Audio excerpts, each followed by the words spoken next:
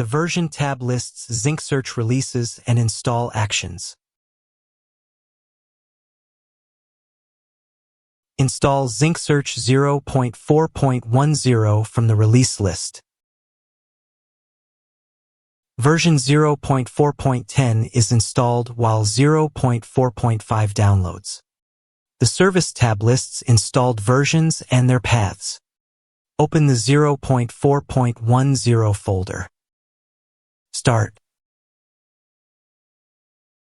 Configuration shows the local address and port 4080. Running. Open the local Zinc Search interface in the browser. The local search screen opens with no data available.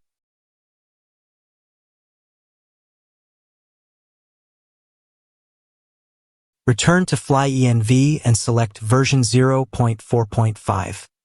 Start version 0.4.5 from the service row. The tray menu exposes a Zinc Search service toggle.